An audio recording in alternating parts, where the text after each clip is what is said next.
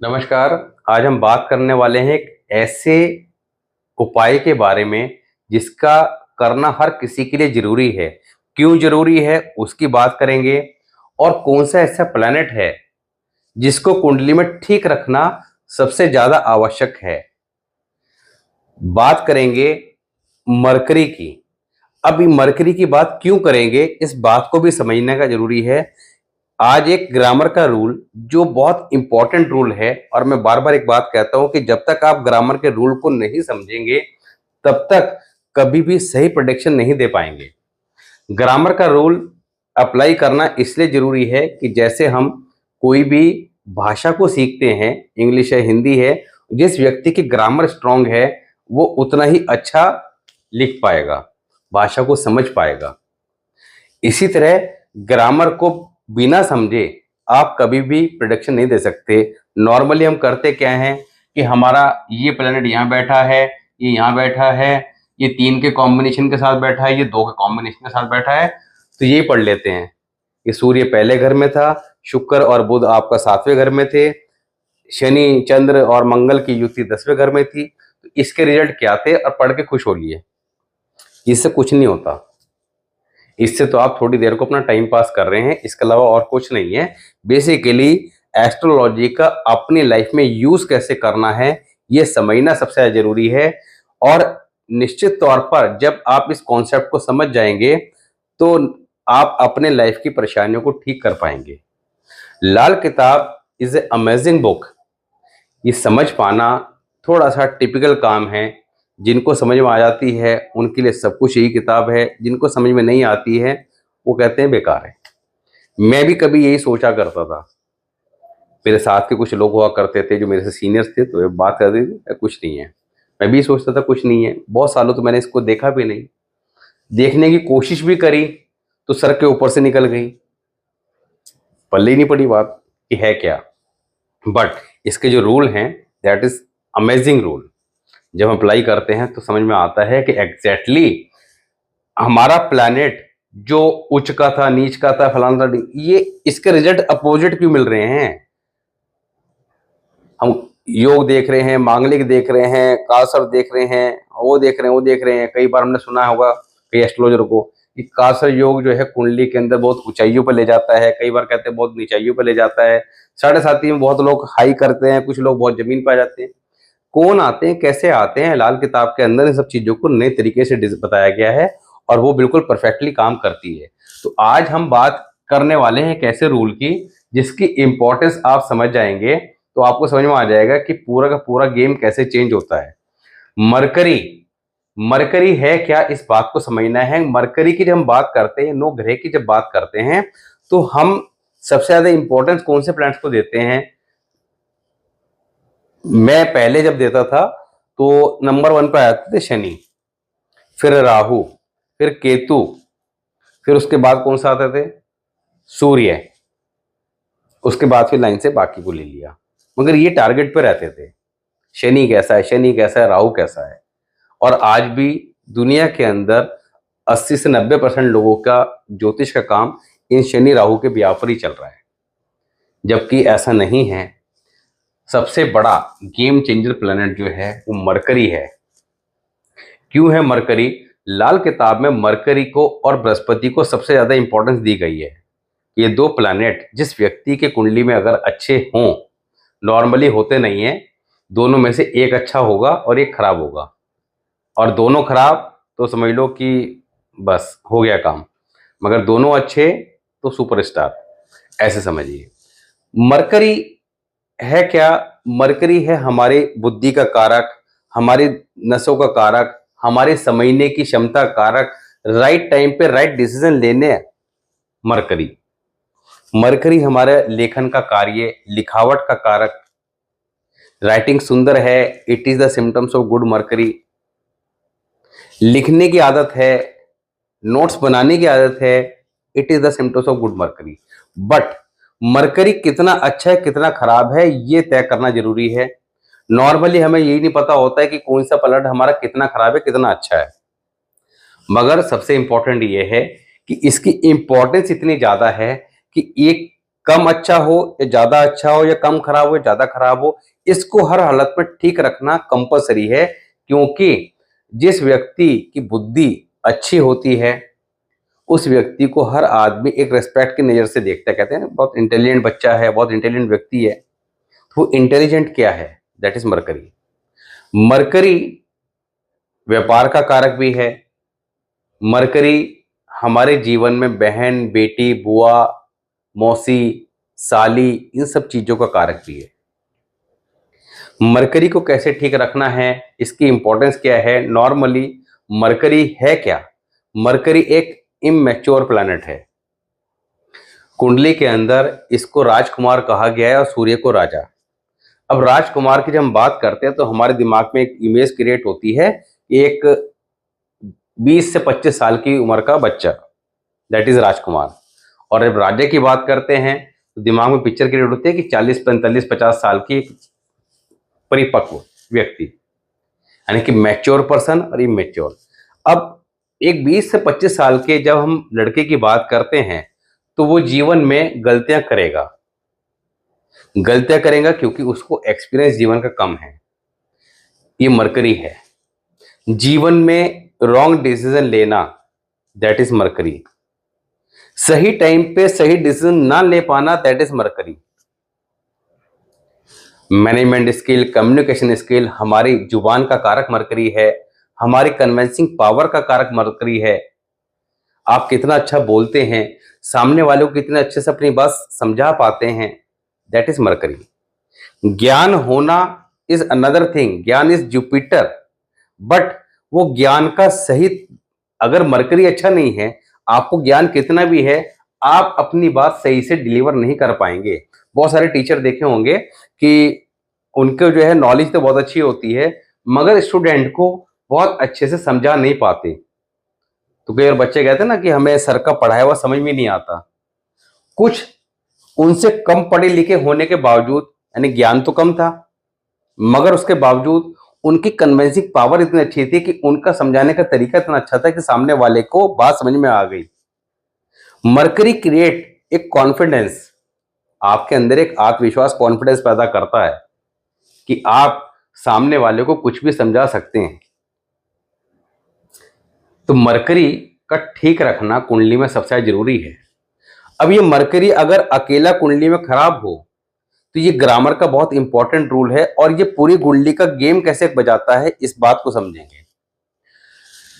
लाल किताब में क्या लिखा है, इसको कहा गया है कुर्बानी के ग्रह। अब ये कुर्बानी के ग्रह जब फर्स्ट टाइम मैंने पढ़ा तो मेरे समझ में नहीं आए थे, क्योंकि लाल किताब एक दो बार में समझ में आती नहीं है।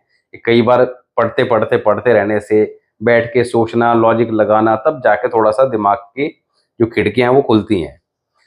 मरकरी को लेकर कहा गया था कि मरकरी अगर खराब होगा तो शुक्र की बलि देगा। अब बात समझ में आई नहीं कि शुक्र की बलि देगा, इस बात का क्या अर्थ है। रूल ये था कि कोई प्लैनेट जब खराब होगा तो वो अपने फ्रेंडली प्लैनेट की बलि देगा, यानी कि उसको खराब कर देगा कि भाई तू ही जाके इस मुसीबत को झेल। परेशानी के समय में अपनी बला दूसरे पर टाल देना, ऐसे समझिए। मरकरी का जो बेस्ट फ्रेंड है वो क्या है? वीनस। तो कहा है कि मरकरी जब कुंडली में खराब होगा तो वीनस को खराब करेगा। What is Venus? Venus is relationship. किसके रिलेशनशिप? पत्नी के साथ, married life, life partner, all thing are Venus. Venus कुंडली में खराब होगा तो यहाँ पर लाइफ पार्टनर के हेल्थ इश्यू और रिलेशनशिप में चैलेंजेस, इनमें से कोई ना कोई समस्या देखने को निश्चित तौर पर मिलेगी। दूसरा, मंगल। मंगल, अभी ये जो सीक्वेंस है जैसा किताब में दे रखी है उस सीक्वेंस में, फिर इस सीक्वेंस को कैसे हमने तोड़ मरोड़ के कंक्लूजन निकालना उसकी बात करेंगे। मंगल खराब होगा तो केतु को खराब करेगा, शुक्र खराब होगा तो चंद्रमा को खराब करेगा, बृहस्पति खराब होगा केतु को खराब करेगा, सूर्य तो केतु, चंद्रमा खराब होगा तो तीन को इकट्ठा खराब करेगा, बृहस्पति, सूर्य, मंगल। शनि खराब होगा तो शुक्र को खराब करेगा, राहु केतु खराब होंगे तो ये अपनी प्रॉब्लम्स को खुद ही फेस करेंगे। अब इसको अगर हम ऐसे देखें, मरकरी खराब हुआ तो इसने शुक्र को खराब किया, शुक्र ने इसको खराब किया चंद्रमा को, चंद्रमा ने इन तीनों को खराब कर दिया और इन तीनों ने केतु, केतु और ये केतु, केतु, तो केतु कुल मिला के मारा गया। केतु अगर कुंडली में खराब हो गया तो राहु ऑटोमेटिक खराब हो गया, राहु और केतु खराब हो गए तो शनि ऑटोमेटिक खराब हो गया, क्योंकि शनि के जो एजेंट है वो राहु केतु है। शनि खुद तो काम करता नहीं है, राहु केतु जो है वो उसको लाके, क्योंकि शनि को तो कहा गया न्यायाधीश, ये राहु केतु आके जो रिपोर्ट देते हैं उस रिपोर्ट के ब्याह पर अपना फैसला सुनाता है। इस तरह के जो वहां पे बातें बताई गई हैं उनके लॉजिक भी हैं। अब अगर आपके जो गुप्तचर हैं वो ही खराब हैं तो आपको सही नॉलेज कहां से मिलेगी, आप सही डिसीजन कैसे ले पाएंगे, यानी कि शनि खुद खराब हो जाएगा। शनि इज द कारक ऑफ दुख, जीवन में दुख भर देगा। तो एक अकेले इस प्लैनेट ने, मरकरी ने खराब होने पर पूरी कुंडली का गेम चेंज कर दिया। तो यहां पर इस टॉपिक को लेने का पर्पस क्या था कि एक ऐसी रेमेडी जो हर व्यक्ति को हमेशा करनी चाहिए, मरकरी के लिए बेस्ट रेमेडी क्या है, 2 मुट्ठी साबुत हरी मूंग रात को पानी में भिगो दो, नेक्स्ट डे पक्षियों को डाला करो। ये जीवन में उपाय की तरह छोड़ दो, इसको आप समझ लो कि पक्षियों की सेवा करनी है और इस तरीके से करनी है। फिटकरी का पाउडर लाके घर में रख लो, रात को सोते समय फिटकरी के पाउडर से दांत साफ करके सोया करें, कुल्ला उल्ला करके। ये 2 काम तो आप परमानेंट कर लें। बहन, बेटी, बुआ, मौसी, साली, इनका मान सम्मान करें, इनको किसी प्रकार से चीट ना करें। इन तीनों चीजों का ध्यान रखें। ये एक स्टैंडर्ड रेमेडी है जो होम्योपैथी दवाई की तरह काम करेगी, आपके जीवन में बीमारी को जड़ से खत्म करेगी, मगर लगातार आपको करना है। अब अगर मरकरी ज्यादा खराब है कुंडली में तो ऐसे में आप कैसे चेक करें, जो इसकी कारक चीजें हैं, बहन, बेटी, बुआ, ननंद, साली। अब ननंद तो लेंगे लड़की केस में, लड़की कुंडली मरकरी खराब है तो ननंद लेंगे, और लड़के केस में साली लेंगे, इसको ऐसा समझिए। तो ये किसी न किसी हाल कारण से परेशानी में होंगी। हेल्थ इश्यू हो सकते हैं, फैमिली में ट्रबल हो सकती है, या आपका और फाइनेंशियल चैलेंजेस वगैरह हो सकते हैं, मैरिड लाइफ में प्रॉब्लम, कुछ भी इस तरह का देखने को मिलेगा। वो डिपेंड करता है मरकरी कौन से हाउस में कितना खराब है, मगर ये कॉमन सिम्टम्स जो है मिलेंगे कि इसकी कारक चीजों पे इफेक्ट आएगा। दूसरा, कारक चीजें ठीक हैं तो फिर आपका जो कारक, एक होते हैं निर्जीव, एक होते सजीव। तो अगर सजीव ठीक हैं तो निर्जीव जो हैं वो कौन सी हैं, मरकरी हमारी बॉडी में नसों का कारक है। दिमागी बीमारी होना, नसों से संबंधित कोई परेशानी होना, जुबान के अंदर कुछ खराबी होना, तुतलाना, कहते हैं कि लोग स्किप करते हैं वर्ड वगैरह, तुतलाते हैं, वो सारी चीजें। रॉन्ग डिसीजन लाइफ में लेना, जिद्दी स्वभाव होना, बार बार कुछ ना कुछ खाते पीते रहने की आदत होना, ऑल थिंग आर इंडिकेट कि मरकरी आपकी कुंडली में खराब है। ये मरकरी अगर खराब हुआ तो सारी चीजें खराब करेगा। मरकरी को आप ऐसे ठीक रखें। ज्यादा खराब है तो फिर उसका एक इलाज है लगन कुंडली और वर्षफल। लगन कुंडली ये तय करेगी मरकरी कितना खराब है, वर्षफल ये तय करेगा कि उसका लगातार उपाय कैसे करने हैं। ऐसे करके आप बड़े से बड़े खराब ग्रह को भी ठीक कर सकते हैं। तो ये टॉपिक पहले सैक्रिफाइस ऑफ प्लैनेट के नाम से हमने प्लेलिस्ट में डिटेल में बात करी थी, आज इसको दूसरे तरीके से बात करी। ये टॉपिक अपने आप में काफ़ी इम्पोर्टेंस रखता है, इसको समझना बहुत ज़रूरी है, क्योंकि जब इन चीज़ों को प्रैक्टिकली आप चेक करेंगे तो समझ में आएंगे। मैंने एक चार्ट देखा, उस चार्ट के अंदर आप समझिए कि पहले मैं भी ऐसी देखा करता जैसे आप लोग देखते हैं कि चंद्रमा देखा, वो फैमिली का ही था चंद्रमा, उसका 9th house, excellent. 9th house के चंद्रमा के लिए तो कहा गया है कि मोतियों की नदी और ये बरसवारिश वगैरह कुछ इस तरह की लैंग्वेज लिखी गई है। तो क्या ये व्यक्ति जो है, इसकी उम्र तो इतनी हो गई, मोतियों की बारिश का, इसको तो कुछ भी बारिश नहीं हुई, पैसे ही नहीं है, क्या करें, दिक्कत कहाँ है। राशि भी अच्छी है, 2nd नंबर के साइन में है, 9th हाउस में है। अब जब लाल किताब को पढ़ते हुए वैदिक के हिसाब से पढ़ा तो भी बहुत अच्छा, लाल किताब के हिसाब से पढ़ा तो भी बहुत अच्छा, मैंने कहा भाई दोनों जगह लिखा तो अच्छा है, मगर अच्छा है क्यों नहीं, ये बात समझ नहीं आई। तो ग्रामर के रूल जब पढ़ने शुरू करे, उनको अप्लाई करना शुरू किया तो पता लगा कि वो जो दिखाई अच्छा दे रहा था वो था अच्छा नहीं। दिखाई अच्छा दे रहा था अच्छा नहीं।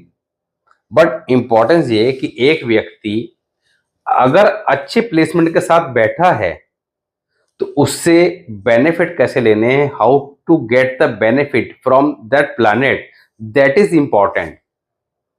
तो उसके लिए उसको रेमेडी करके ठीक कर लेना है, ताकि वो जो 9th हाउस के अंदर, या ये तो एग्जांपल दिया, वो बैठा था, वो अपने पॉजिटिव रिजल्ट दे। और जब पॉजिटिव रिजल्ट देगा तो काफ़ी ज़्यादा आपको पैसे, क्योंकि चंद्रमा पैसों कारक है, इन सब चीज़ों में पीस ऑफ माइंड है, सब कुछ है, तो डेफिनेटली आपको अच्छे रिजल्ट देगा। वो कैसे? कुछ काम इसके अकॉर्डिंग, कुछ काम वर्चुअल के अकॉर्डिंग, दोनों को पकड़ना पड़ेगा। तो आप स्पेसिफिक रेमेडी करके उसके रिजल्ट ले सकते हैं। मगर स्टैंडर्ड रेमेडी उस कंडीशन में कीजिए जब आपको कुंडली को एनालाइज करना नहीं आता, तो स्टैंडर्ड रेमेडी पे जाइए। स्पेसिफिक रेमेडी कभी भी मत कीजिए। बहुत सारे लोग गलती कर देते हैं, लगन चार्ट के अकॉर्डिंग हमने वीडियो में बात कर रखी है कि ये काम जल प्रवाह कर दो, वो काम ऐसे कर दो। कहते हैं हम तो सर कराए, क्यों कराए? कि वो आपने बताया था कि वो सूर्य 6th हाउस में हो तो ये करना चाहिए, या वो मंगल 8वें घर में हो तो यहाँ दबा के आना है। तो वो दबा के आना कब था? लगन चार्ट तो आपका जब पैदा हुए तब बन गया था। अब आप 40 साल की उम्र में देख रहे हैं कि आपका मंगल, आपको पता लगा कि वो 8वें घर में था और वो ये दबा के आना था, तो क्या 40 साल की उम्र में दबा के आना था? नहीं। वो डिपेंड करता है वर्षफल पे कि दबा के आने की आवश्यकता है भी या नहीं भी है। सबसे इंपॉर्टेंट तो ये है। ऐसा नहीं है कि वो देख लिया कि मंगल 8वें घर में आ गए तो दबाई आओ, जबरदस्ती दबाने की आवश्यकता नहीं है। 8वें घर में मंगल शुभ परिणाम भी तो दे सकता है। तो चीज़ों को तरीके से समझ के जब आप करेंगे तो निश्चित तौर पर रिजल्ट आएंगे। आज क्योंकि वीडियो हो सकता है थोड़ा सा लेंदी हो गया, तो चार्ट को नहीं ले रहे हैं। नेक्स्ट वीडियो में चार्ट पे डिटेल में बात करेंगे, तरीके से बात करेंगे, और आप अपने चार्ट को पढ़ने का प्रयास करेंगे।